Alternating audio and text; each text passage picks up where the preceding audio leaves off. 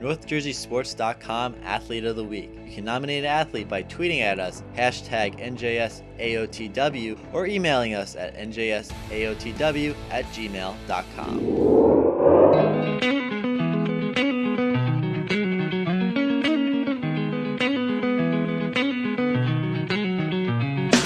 On the Monday Morning Quarterback, NorthJerseySports.com's original multimedia series talking all things football across North Jersey and beyond this week as the boys have taken a little bit of a road trip. I am Corey Doviak, being joined by my two NorthJerseySports.com football insiders, starting with the venerable Jimmy Avatabile. What's up, Jimmy?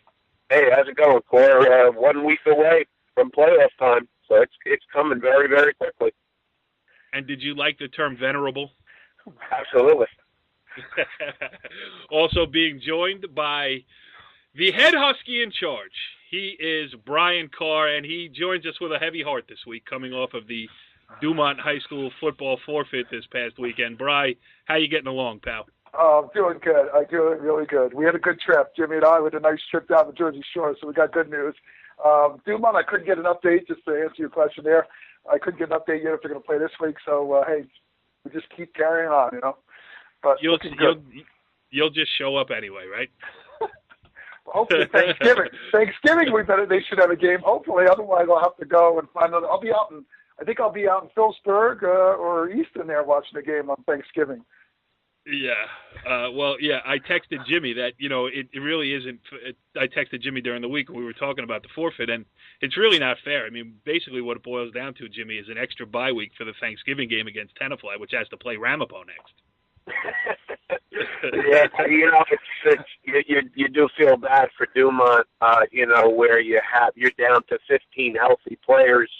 You don't want to bring freshmen in and overmatch them, because if you do, you'll lose them. So, it's a tough situation that a lot of schools, unfortunately, are dealing with. Perfect segue, Jim, because I want to set up this show tonight. First of all, our guest this evening, and you talk about venerable. We have the most venerable of the venerables tonight, as Hasbrouck Heights head coach Nick Delcalzo is going to join us. It's going to be interesting to get his thoughts about the upcoming NJIC playoffs, which get underway on Friday night. So, he's been around a long time, but he's never been a part of one of these because this is the inaugural season of it. So I'm interested to hear what he had to say. We're going to talk about the road trip you guys took. You went down to see Toms River North against Middletown South. And it not only did you go down there to see good football, it also brought up some other issues we want to talk about here tonight. As far as, what's going on with the state of North Jersey football. All kidding aside, I mean, I don't think it's funny that Dumont forfeited. I feel bad for the kids and the coaches who've put in the time. I only kid because Brian Carr is such a huge Dumont fan, but I'm kidding him. I'm not kidding the program. It's rough, and there's a lot of programs around North Jersey that are finding it tough sledding right now, not just in the win-loss column, but also in just getting enough kids out there who want to play. So we'll talk about that a little bit after we talk to Nick Delcalzo. But, Jimmy, let's start with you. You made the road trip. Listen, Brian Carr and Pat Rice as your wingmen. You go down there, Middletown South, Toms River North. Set the scene for us a little bit.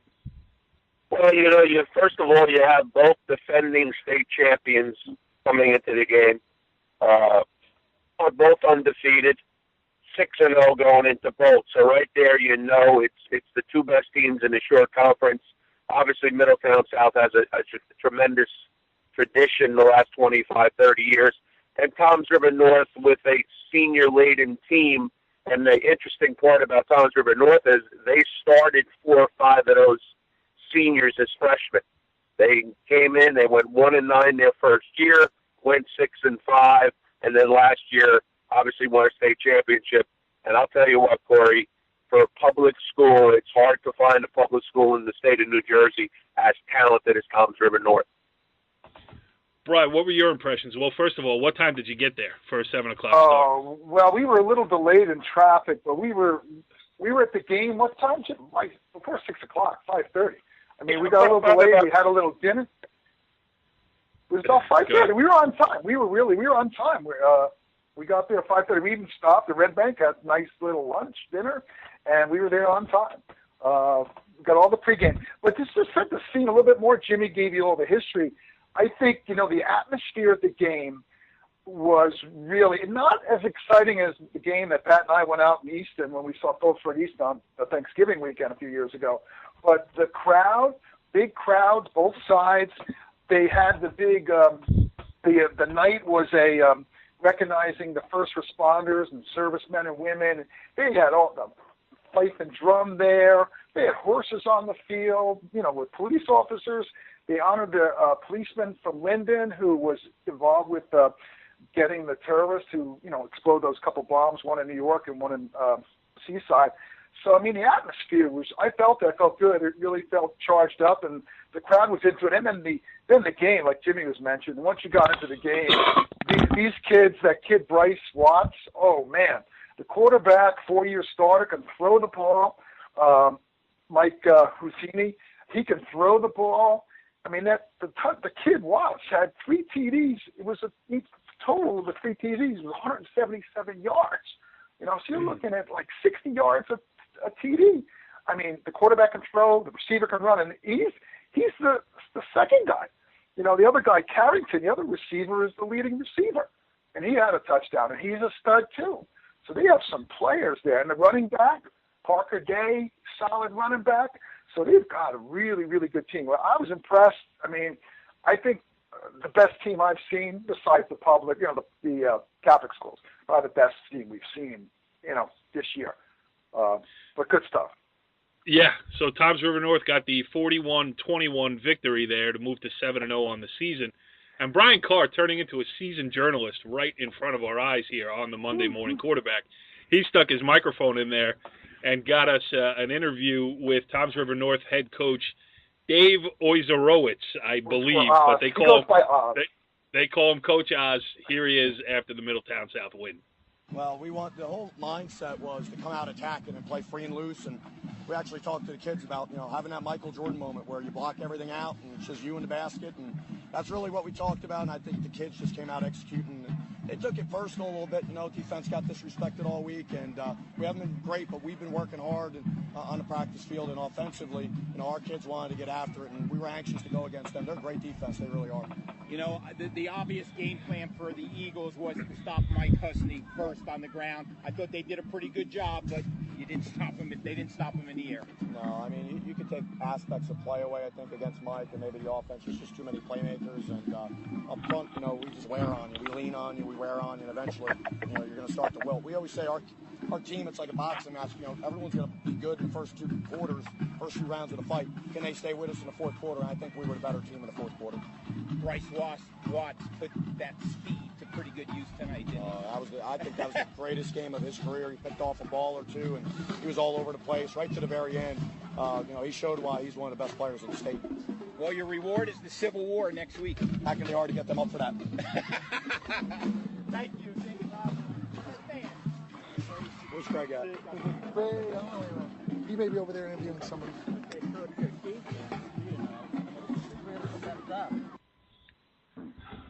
All right, I might have let that run a little bit too long, but you get the point there.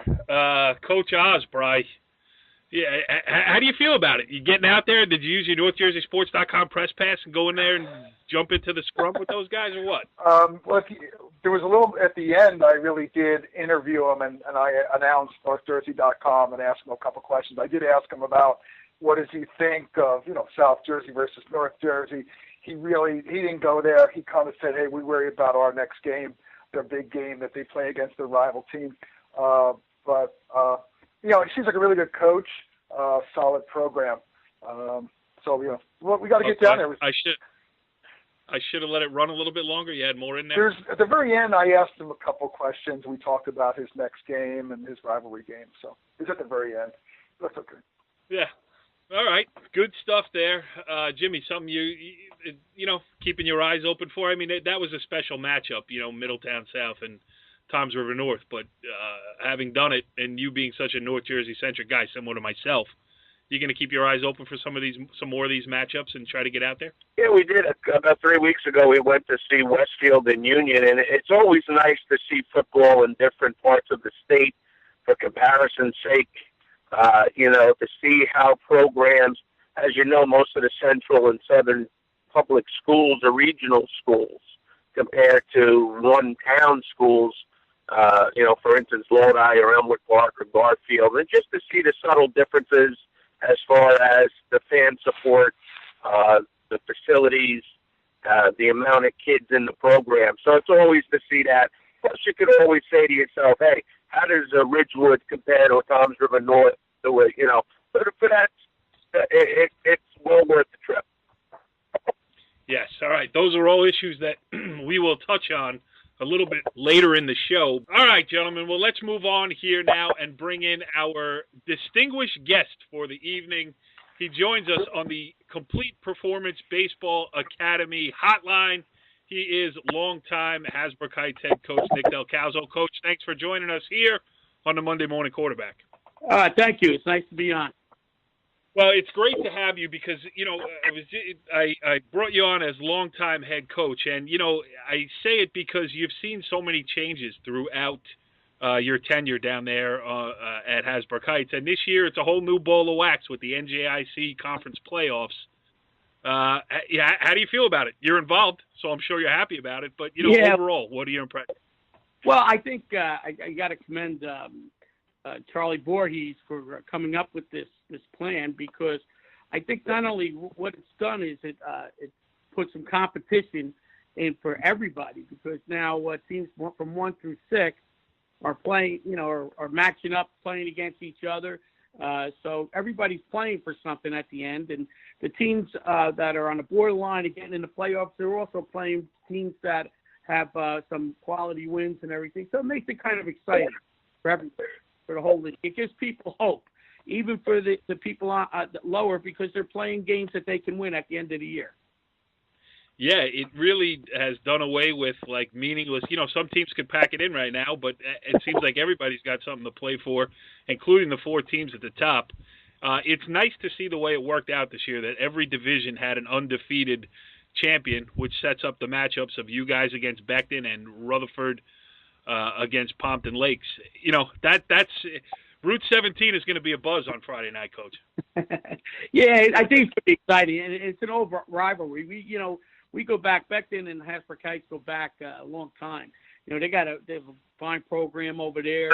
So it's going to be kind of exciting getting back with the excitement. Jimmy, you call Hasbrouck Heights the birthplace of Friday Night Lights in North Jersey. You're absolutely correct. You've been following this for a while. What do you got? Yeah, Coach, obviously growing up in Lodi, it was always a special thing on a Friday night to go watch, Hasbrouck Heights football. It was the only game in town back then. And Hasbrouck Heights has been very successful since the 50s. What is it about Hasbrouck Heights, the town, that has allowed football to continue to be important, where you see other towns almost de-emphasizing football? Well, I think a lot of it goes with is connected to our junior football program. Our junior football program has been very, very successful. We work with each other. The high school and junior football, we work together. For example, Police Chief Mike Collier, who's a friend of mine, we all went to Hasbrouck Heights High School together and everything. He coaches the middleweight down there, and guys that play for me, my son and Kistner and this guy Adam Mucci, they coach the heavyweight, so they're part. And then Joe Fadden, who does with the little guys. We all, I think we all belong to one group, and I think that's the reason why it's been so successful all these years. Yeah, it's successful.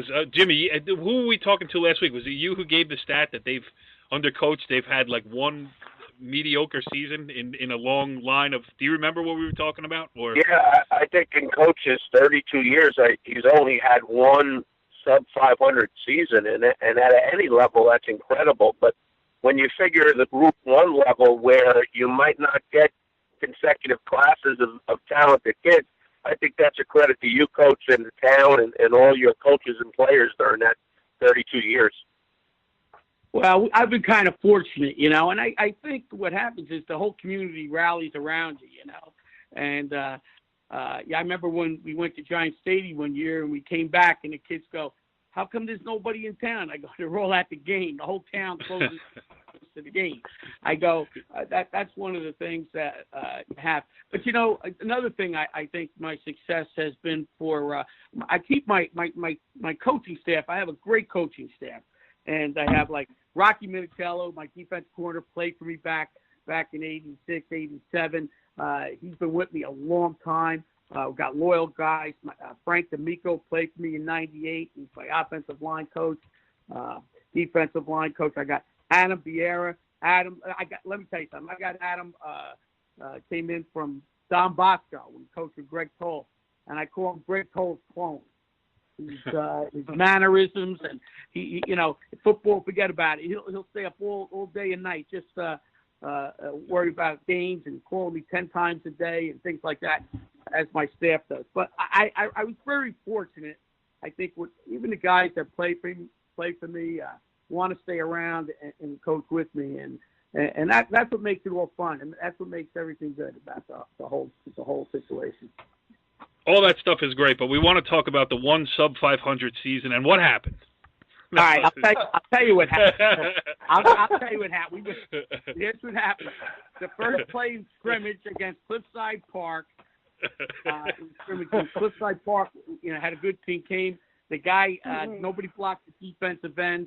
Put my quarterback out, Mike Laugett, for the year, and then we struggled putting things together. We ended up 4-5. And then the following year, we won the state championship in the stadium in '94 with Mike as the quarterback. So who missed the block? I know exactly who missed the block, but I won't say his name. I could see, it's like it was yesterday. I could remember who missed the block, but I couldn't tell you what my kids' names are in a tough situation. Brian Carr, go ahead. Hey, Coach, I've seen a couple of your games. Man, you guys really can score points. We saw you play St. Mary's. I was over to see you play Saddlebrook. Tell me about your captains. I think John Iarata, and then your quarterback, Frankie Quattrone. The kids seem to be really filling up the stats, and really those guys really seem to be leaders of the team. Let me tell you something. I think Frankie Quattrone's come a long way in the aspect that he was hurt most of last year. He's like probably our strongest kid on the team. He benches and squats more than anybody. He has a great attitude, and he really these guys really changed with John Iarata. He's not too big, but he's tough. And these guys only play half games. A lot of them haven't played much. So, but Frankie and Johnny and Sean O'Malley, our linemen, the three captains have taken the leadership role and done an outstanding job. Offensively, I think my offensive coach Adam doing a great job with the offense. And defensively, though, we've been doing pretty good. We're gonna have a tough time this week defensively. We're playing a very good team, and against Seven Strong is a really tough player, and we have and the quarterback is really tough too. Mike Bowell, what is it, Bowell or whatever it is, or something like that. But anyway, two very good players, and he's got a nice line. And again, they're in the same boat as we're in. They've been putting points on the board also. So it's going to be a nice matchup.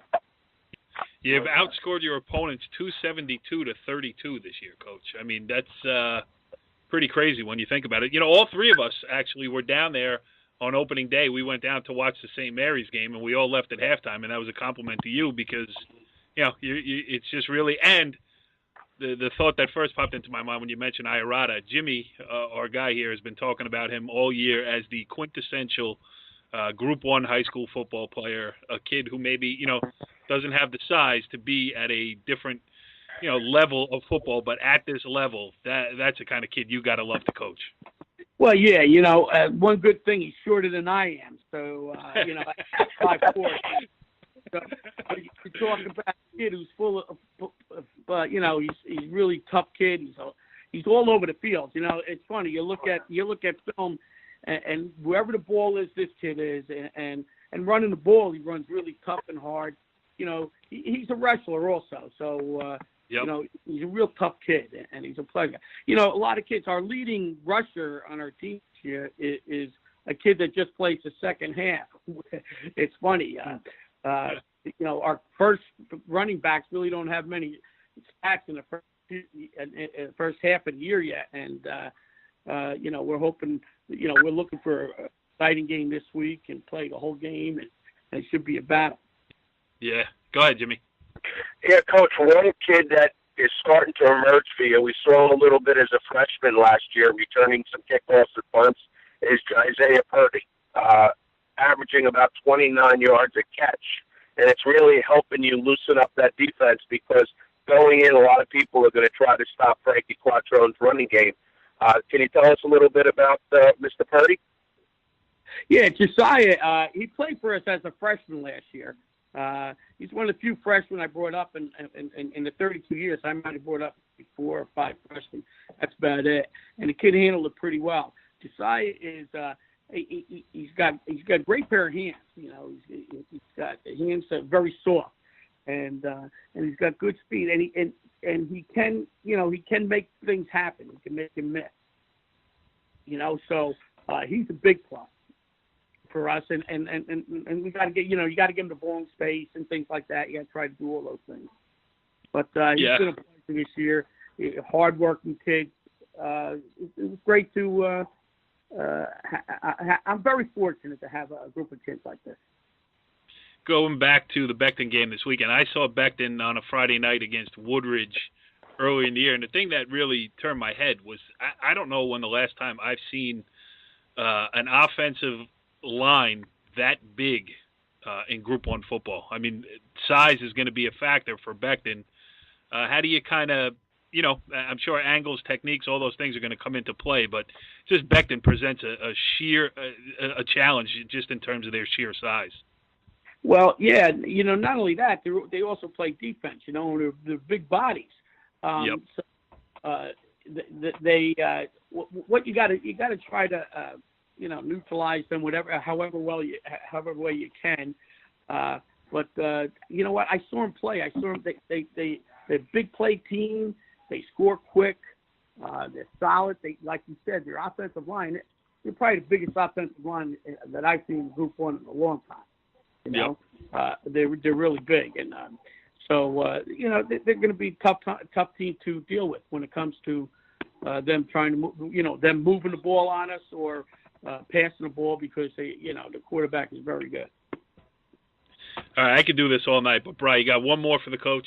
Oh man, what's the question of the day? I'll go to Jimmy. I can't think of it. Go ahead, Jimmy. I don't have a big question for Coach. Go ahead. Okay. Coach, you mentioned Beckton's offensive line and the size, but when you watch you guys play, the one thing about your defensive line, you might be giving up some weight, but they really are super athletic kids. And I think the matchup is going to be your athleticism up against their size. Yeah, I think you can put the athletic kids we have. It's going to be like any good teams you play, and we're excited about this. It's a little chess match, their strengths against our weaknesses, our weaknesses their strengths. Who we're going to run against, who are they going to go against, and how we're going to adjust. And that's what makes football so fun to be a part of. They're going to try to do something. We're going to go back. It's going to be a little chess match, and hopefully, we can come out on top. But hopefully, it's a good game. All right, Coach. Last one for me, and then we'll let you go here. Yeah, how are you looking at these NJIC playoffs? I mean, do you look at them as a chance to get better for the state tournament, or do you look at it like this is the first one? It would be really special for Hasbrouck Heights, the program, the tradition-rich program. Is it real important to get this first one? I mean, it's weird, the playoffs before the playoffs. Yeah, how are you looking at it? Yeah, I don't think it's as important. I think it was important to get into to get your way into the game and then take it one at a time from there. Because now, if you look how it's going to be, your next 5 games or whatever are going to be very meaningful, and you got to stay healthy, and they're all big games, So it's not one you can just sit back and relax now. Now it's season starts and it's full tilt. So for everybody, even the guys that came in second and third place are jockeying for positions also. So, it's important that I guess we got there, and when we're playing a team we have a good rivalry with. But it's one step at a time. We got to focus on Beckton this week. Yes. Hey, Last week. Along that same line, one quick question, Coach. Do you think they're in the same group with you, Beckton? Do you think that you would hold back a little bit in terms of showing them everything in your offense? Huh? I'll tell you. You don't hold back? I don't do that because we played a couple years ago. We lost. We played a good Pompton Lakes team. It was a great football game there on a Saturday, and we ended up playing them again and lost to them at the stadium. But I'm a guy that we're playing to win, and then we go from there. I never took a back seat. We're going to win Saturday, I thought maybe you wouldn't want to show them something, if you don't want to show them, but you really want to win the game. So ultimately, you want to win. You don't worry about tomorrow. No, you got to win a game. You got to get, it's a playoff, and it's where you're going to be situated in a playoff situation. It's a playoffs. Right. Those things are important. It's important to the kids that you go do everything. Right. You hear that, Beckton? Flea flicker on the first play from scrimmage. Yeah. Coach, you never know. The last, Jimmy was talking last week, and again, the way it breaks down, both games are going to be a 7:00 start on Friday night in different locations. We were batting around the ideas last week, maybe a staggered start where you could catch the first half of, Hasbrouck Heights and then head over to Rutherford or however it was. So, true small school football fans could go catch both games. And then Jimmy came up with the idea of playing a doubleheader at Hasbrouck Heights. I understand. Let's get this one played first, but maybe next year there's more funky things we can do. There's been talk like that to get them both at one site and everything else. Have an early game and a late game on a different night or something like that, so people in the whole league or whatever Group 1 can see. I think what's happening here, I think we started something that's exciting in the aspect of it models the ACC and the SEC where. Hey, you got to win a tough game, and now you're going into a championship. You're playing a really good team, which is good, and hopefully come out healthy and all. Absolutely, Nick Delcalzo, the head coach of the Hasbrouck Heights Aviators. It's always fun having you on the show here. Where did you do it from tonight? Where were you joining us from?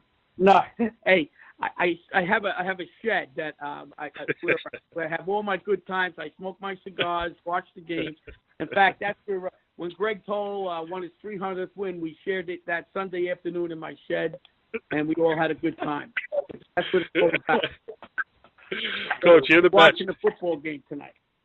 Coach, you're the best. Keep doing what you're doing. We're going to be out covering this weekend, so best of luck. And really, thanks again for joining us. This was fun. Thank you. I enjoyed the thing. Well, interesting stuff there, as always and as expected, with Hasbrouck Heights head coach Nick Delcalzo. Jimmy, pumped up for the NJIC playoffs, baby. Friday night coming to an interstate highway near you. Yeah, I think the most exciting part of it is those Week 8 games that we've become accustomed to the last 2 or 3, 4 years where, hey, I'm not going to play my players. I'm going to take the week off. I don't want to get. Now, if you do that and you're in a final, you lose the final. So as you know, Coach said, he's there to win it. And once you get in that competitive situation, you're going to play your players. And I think that's also another major plus for this new NJIC playoffs. Yes. All right. So let's get into some of these issues here. We got some sound. Brian Carr was at the St. Joseph Regional game. We got a couple of interviews from there. We'll go around North Jersey, pick out some of the interesting games. But this is time to touch on the issues here a little bit, I think, because some came up with your trip down south and talking to Coach at the Group 1 level. Now, it's not a problem for Hasbrouck Heights. It's not a problem for Beckton, Rutherford, Pompton Lakes, the 4 teams that are playing in the NJIC playoffs this week. But, there are other smaller schools around here. We mentioned Dumont at the top of the show, and not just smaller schools enrollment-wise, but smaller schools in terms of participation. We saw Dumont forfeit this past week. We saw Bergen Tech forfeit 2 weeks ago. going into Ridgewood, that game should have never been scheduled anyway. I mean, that's a whole other issue in itself that we kind of tackled a little bit with DJ Nymphius last week. But, Jimmy, it's getting to be high time to start making some decisions around here about how to bolster participation and support of North Jersey small and medium school, because it's reached that level now, high school football. Without question. Bergen County in particular has the most Group 1 schools at any county in New Jersey. And, these programs, they're proud, they're trying, but at some point the numbers are going to get you. And we're seeing that at a Group 2 school in Dumont with 25 kids on a roster. Even Pompton Lakes, who's been very, very successful. I think when we saw them against Harrison, they had 32 kids. So, the numbers continue to be an issue. You get a couple injuries, and now you're asking some of your less talented kids to get on the field. Now the safety issue comes into play. And, I think it's time to start going with co-op programs. I think that might be the answer. Combine maybe a Hasbrouck Heights and a Woodridge, a Beckton and a Wallington. And instead of having 30 kids in a program, maybe you have 60 kids. Maybe now you can have a freshman program and put more time into a junior varsity program. It's a tough thing that nobody wants to give anything up. I want to be the head coach. I want to be the AD. I want to be the principal. But I think for football, the success of football in Bergen County, I think it's got to happen. Yeah, I mean, and in some cases where there are co-ops, like the two high schools that I attended, Pal Park and Leonia, they're still struggling numbers-wise. So, that just paints a stark picture. And, Bri, contrast it. You said something interesting when we were talking off the air. Down in the Middletown South game, you had the roster there in front of you. Down south, they're mostly regional high schools, just about all regional high schools. Talk about the difference you saw there. Right. So we talked about it earlier. So Middletown, pretty good sized school, Group 4 school. They have 99 players on the roster, and then the team they played, Toms River North, which is there's three other schools in the town, and they have 64 kids. So you're looking at big regional schools that have a lot more of a bigger population of kids, students to pick from. So towns like Dumont, what do they have? 500, 600 kids in there, in the whole school. So you have 100 kids on Middletown's football team. That's a lot of kids. So I think you're right. We've been talking about that. Teams like Dumont, I know, like you just said, Corey, they don't want to do it. You lose all the traditions, stuff like that. But I think, I think you almost need to do that and come up with a better program. Look at wrestling. You've got Park Ridge and Emerson. Look at right. them. Who would have thought that those two? Yep. Yeah. Look at them in wrestling. They just won a state championship, I think, this past winter. Yes, they did. It's a co-op program, so co-ops. And then the other one you didn't mention was Waldwick Midland Park in football. They're a good team, so that's a co-op that seems to be working. So we got Dumont. I was talking to Jimmy. We talked about Dumont co-ops with swimming with New Milford. They co-opt with ice hockey with New Milford and maybe another town. So we have less enrollment, less kids. It makes sense. The challenge, I guess, is the travel too, moving kids from one location to another. I don't know how that works. So, but you want better football. A good point too. Yeah, you want better football. So I agree. We need to do something. And like Dumont's issue, one of the things they were trying to drop down, they were trying to be in the NJIC, right? And they wouldn't let them go. So, and they'd probably be better off there because they would play more competitive. Going against Mawa, Ramsey, Westwood. They're just not able, at least in football. They can compete in baseball. There you have a good baseball program. But in football, it's been a struggle.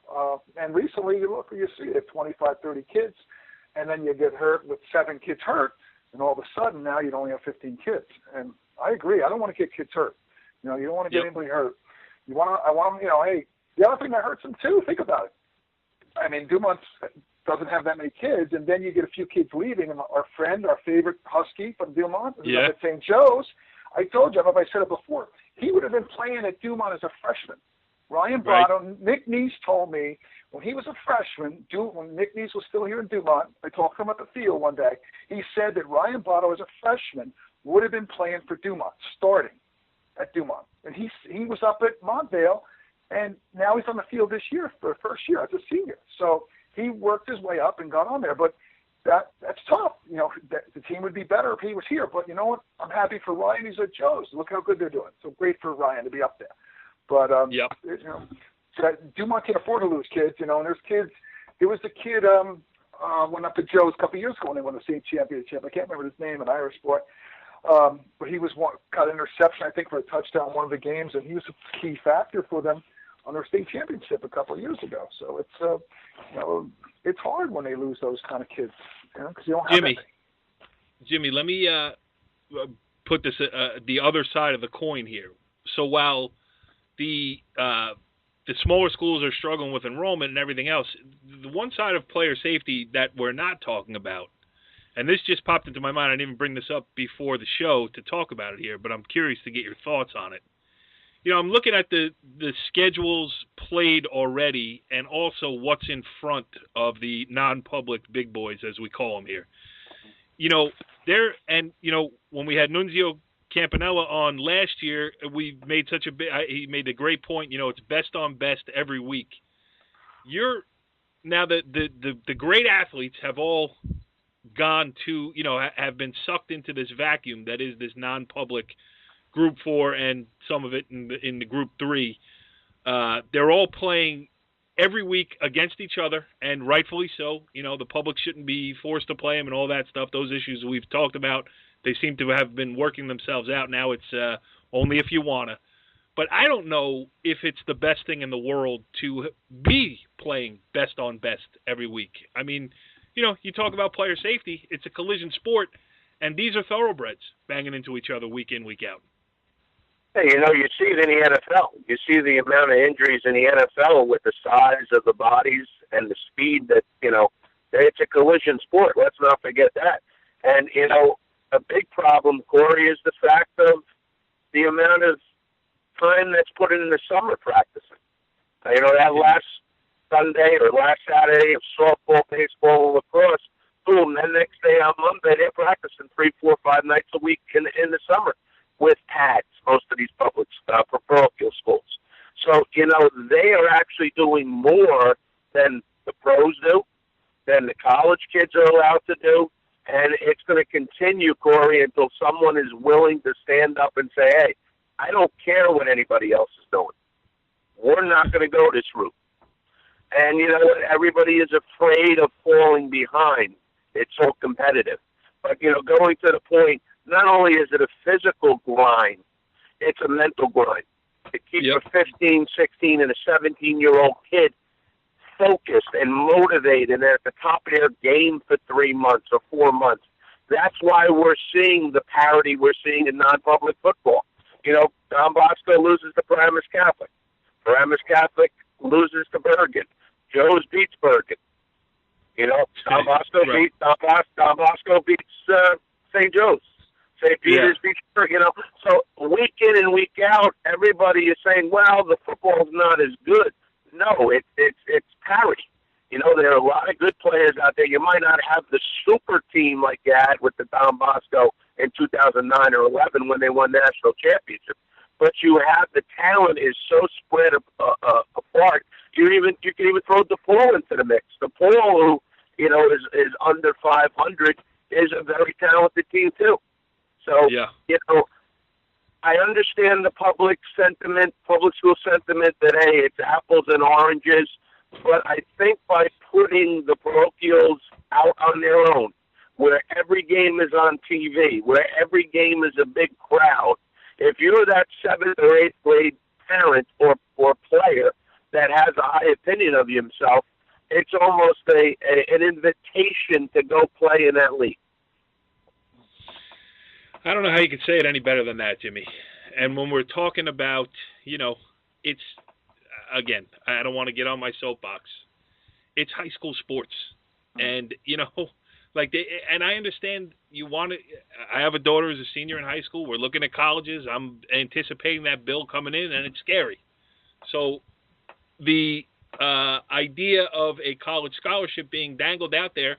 But then, that kid whose ankle is hurting, maybe, he can't afford to miss a practice because then he might lose his spot. And if he doesn't lose his spot, somebody might think he's soft. The college coach might be watching. Somebody, you know what I mean? It may be paranoia, but it's paranoia inbred by the way the system has evolved. And I don't like it. I got to be honest. I don't like it because I don't even like to see the kids who are selling out to play at the highest level getting hurt because, again, they're high school kids. Doesn't matter where they go to high school. All right. Yeah, go ahead. Not to interrupt you, but another thing that people don't realize is the amount of money that is being made off these kids. Okay? Right. The personal trainers, the scouts, the rivals, the sideline, all these scouting services. The cable TV stations, whether it be MSG or FiOS, that are putting these games on. These kids are caught up almost in a wheel here. That there's a lot of money being made off these kids, and I don't think people realize the amount that it is. Another great point. It just seems like, with all the problems of college sports that college sports are going through with, should they unionize, should players be paid and all this stuff. I don't know why high school football is doing everything it can to follow that model. It's not a good model. I mean, it's really not a good model. And, it's going to be litigated for years to come. Many things are still to happen in that genre because you talk about money being generated like is being generated in college football. And the kids, I understand a college education is worth its weight in gold and a college degree worth even more than that, all that stuff. But let's be honest. I mean, how many people are going to be – and the biggest hypocrite of them all is sitting right here because I can't wait to watch college football every weekend. I can't wait for the college football playoffs. I love the atmosphere. I love the way all those things go. But I don't love it when high school tries to be it, and it seems like it's catching up rather quickly. All right, we could do this all night too. I'm glad we did and said what we said, but let's get back to some of the games that happened this past weekend because that's why we're here, because we love the sport, we love talking about it. And Brian Carr, you were on hand. Let's start with the big boys this week. As Jimmy mentioned earlier, you had Paramus Catholic 6-1 now with a 26-17 win over Bosco. Bosco was flying on a 3-game winning streak, run into the buzzsaw that is Paramus Catholic. Still, you look at the schedules of these upcoming teams. Bosco, now 3-4, plays at Bergen Catholic and at St. Peter's Prep here to finish the regular season before they go and play everybody else again in the state tournament. Paramus Catholic is at St. Joseph Regional this weekend. Interesting, Jimmy. PC's got to be a buzz around campus, that's for sure. Yeah, it's exciting. They've beaten Don Bosco for the 5th time in a row, which, is an unheard of situation under the Coach Toll regime. But, from a football fan like myself, you almost want them to be a little bit less excited because now you enjoy it. It's fun. There's the media. You're number one in the state. And then you look to yourself to your left, and there's St. Joe's, who's beaten you 2 or 3 times in a row. So Coach Sabella and his staff will have them focused. But again, the ability to stay on that even keel and not get too high or too low, it's going to be interesting this Saturday up at Montville. Yes, and Brian, I hate to say they're your favorite team, but they are your favorite team, the St. Joseph Green Knights. An impressive 29-14 win over St. Peter's Prep this past weekend, and you were there. Yeah, but back to what Jimmy, you're talking about the others, Paramus Catholic and Bosco. I like PC a lot, and going into the game at Bosco, I thought that Bosco, after seeing them handle Joe's, that they would, Joe's, didn't look good at all against Bosco. I thought Bosco could handle PC. But they figured it out. I mean, they have a great coach. I really like Dan Sabella as a coach. So I think he's like the little extra. We talk about parity, but I think you've got to, there's other good coaches, but Dan has been, besides Toll's been there a long time. But Dan Sabella is that little it factor there that he can coach the kids up like he did at Paramus. So I think I saw some of that. I watched the game. I didn't see it live because I was at another game. But what I saw, it was a really good game. The running backs, those two running backs, he's got, Elijah, Jonathan Clark and Elijah Jackson. Man, those kids are quick. And they bust through a hole and they're gone. And our man, Mr. Brito, the big house, he's a good guy. So yep. I was saying this up there at at the game, St. Joe game with St. Peter's. I know Billy Fitzpatrick, the quarterback coach for St. Peter's, so I don't care who wins. I really love a good game. I love it. Somebody's going to win this game, but it really, let the best team win. And let's just talk about the game for a second then. So with Joe's, and look, it reminded me of the Bergen game. Same idea where Joe's goes ahead. They look good offensively. Then they kind of go vanilla. We talked about that. They get a little vanilla and they kind of struggled and they look like they need to score again in order to control the game. They eventually did at the very end. But, they did just they kept St. Peter's in the game and they really didn't do much St. Peter's didn't do much offensively. They scored one touchdown interception and our friend Jonathan Lewis had a nice run for a score and that was it. So St. Peter's didn't do much. So the defense at St. Joe's really played well. But anyway, I'm getting long-winded. But our friend, Louis Ascalise, that we interviewed after the game. Louis Assus, 210 yards, 36 carries. He just ran he was running all day. And you'll hear later the coach, if we have that interview, the coach says, the best in North Jersey. And the kid in the interview, very humble young man. Yeah. Let's get to it. You did send in the Louis Assus interview. It was a little bit wind-addled, a lot of wind. So I didn't use it. But you're right. We do have Augie Hoffman talking about his star player, not just star running back, Louis Assus. In my opinion, Louis Assus is the best player in North Jersey. And I'm putting a lot on him right now, and there's probably going to be a target on his back. But he's a special individual. I mean, he plays every snap on defense, and he must have run the ball over 20 times today. He's our bell cow, man. I mean, the kid works his tail off every day. He's the most humble kid you meet. Yeah, he's very, very humble. From the interview, the parts that I could hear that you sent in, the kid totally deflected all praise and was great. So, and another kid that you talked to who gave you a great interview was Howard Cross, and you may recognize that name. Who is he, Bri? That would be the son of the one and only New York Giant tight end, Howard Cross. Yes. Yeah, I didn't go out of my way to get him. He just got it. There he was, and the defense did well for him. Let me get him. Here we go. Let's talk to the younger Howard Cross.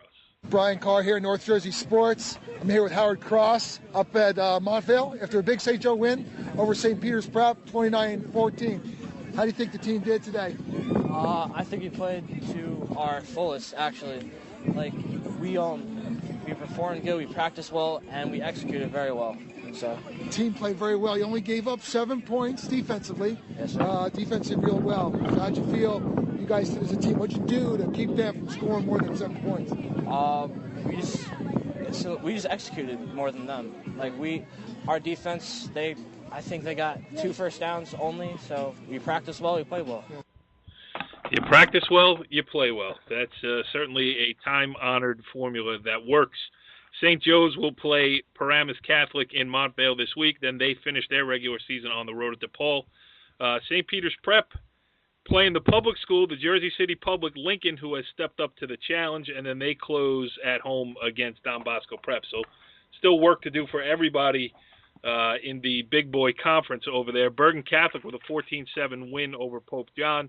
Bergen has Bosco and Seton Hall Prep left on its regular season schedule. All right, so we talked about the NJIC. Now let's just go around the New Jersey Super Football Conference and pick out some ones.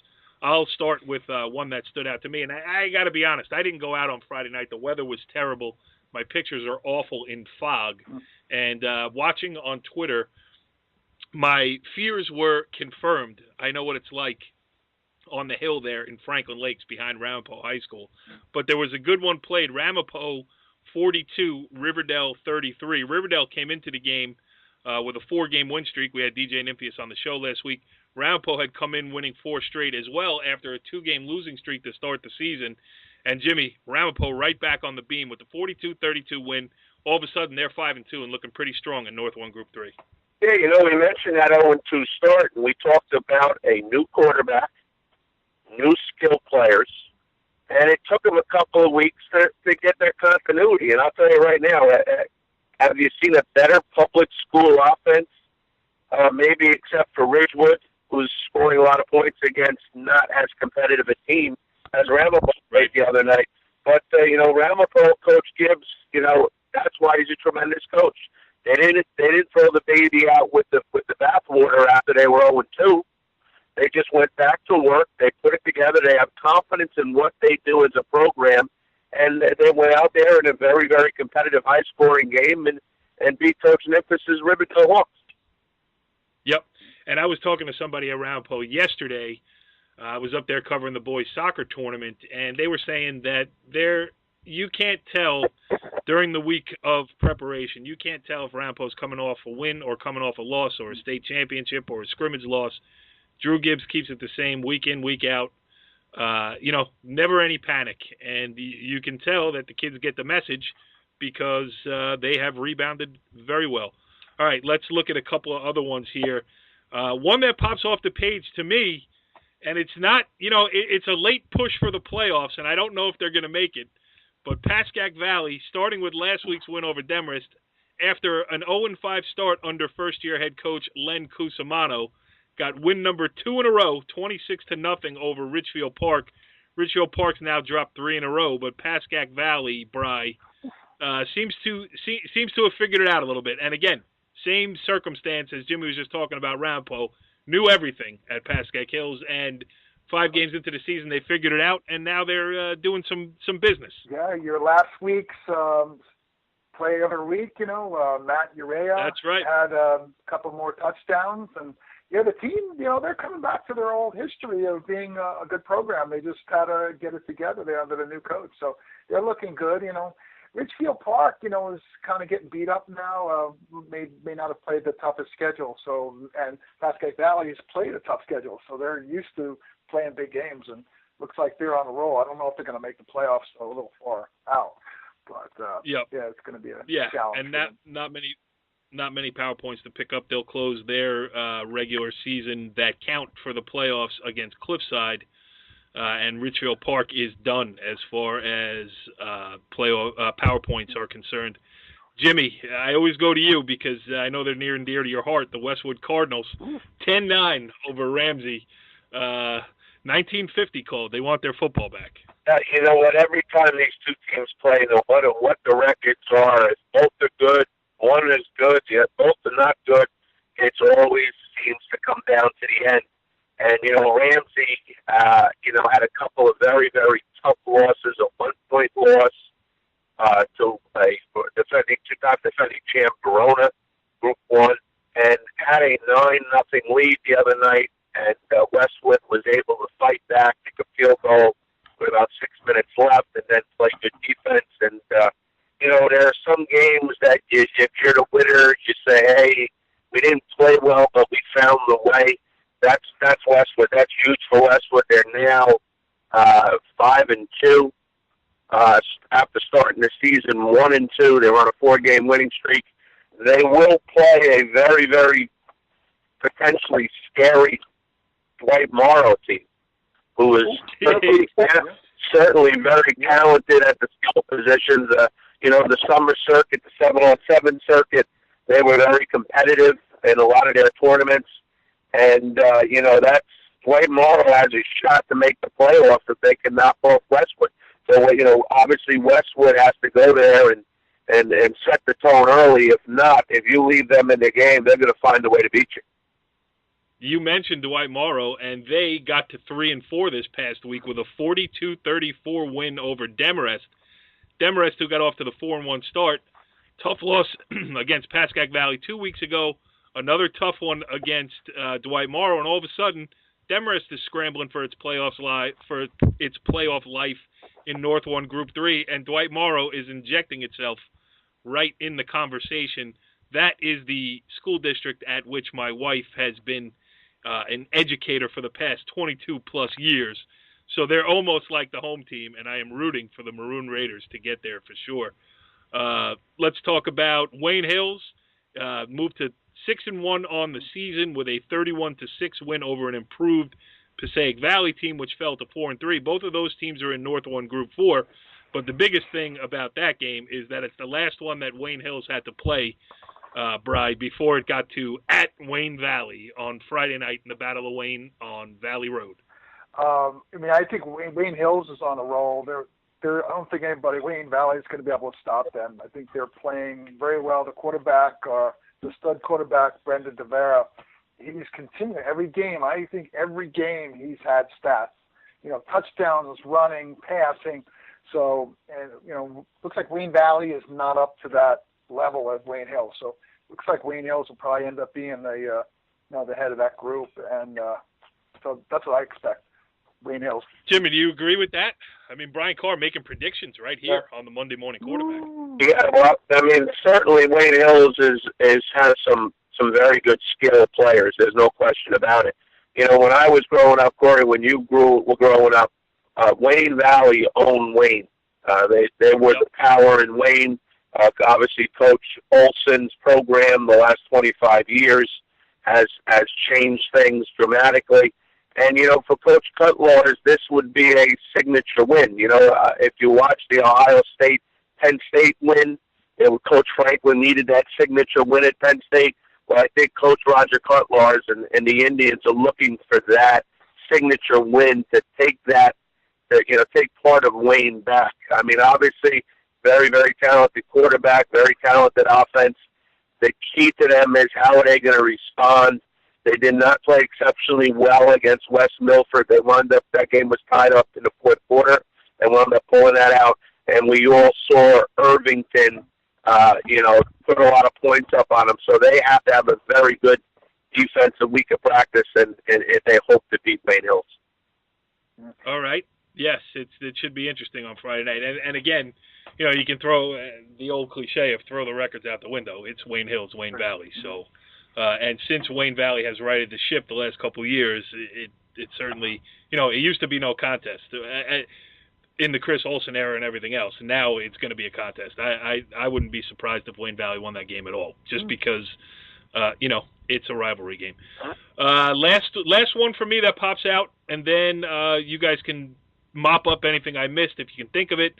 Old Tappan 29, Northern Highlands 19. Jimmy, Highlands after the 4-0 start has now lost 3 straight, and it gets no easier for them. They're home against Riverdale this week, and Old Tappan, they just keep on keeping on, really. 3 straight wins now. They'll finish their, games that are eligible for a state playoff consideration at Indian Hills on Friday night. They'll probably be 6-2 sitting there. Old Tappan, kind of what you expected, but you didn't really know what to expect. Oh, we saw Old Tappan. We went to a half of that against Teaneck, and Old Tappan is a program that does what they do, and they put interchangeable parts in from year to year. Maybe not as talented as obviously last year, but they do what they do. They're well coached, and they're a program that's there. They're one of the upper echelon programs in public football in North Jersey. So that's going to be interesting. For Northern Highlands, obviously trying to change the culture. They won the games early. They were supposed to win. They had a tough one against Wayne Valley. That was a close game. They, were in the game with Mawa. That was a winnable game. They weren't able to get that, obviously, against Old Tappan. And, obviously with Coach Nimfish coming in off a loss, that's going to be a very difficult game also. But, I think the way that bracket might work out, they might actually make that bracket with 4 losses if a couple of things go that way.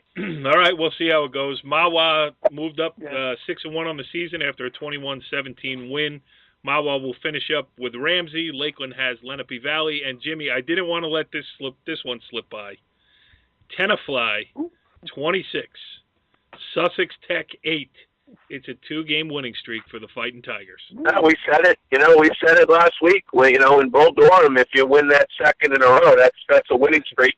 And again, good for Tenafly. You know, like you mentioned earlier, coaches put a lot of time in, kids put a lot of time in, and it's nice to see the pot of gold at the end of the walkway. Yeah, except next week that pot of gold is going to be wearing the green and white at Ramapo. So it was fun while it lasted. Brian Carr is looking forward, hoping to get that Thanksgiving game in. All right, we went long on this edition of the Monday Morning Quarterback, but we had a lot to talk about. We will again next week, and we'll see you then. Follow the leader.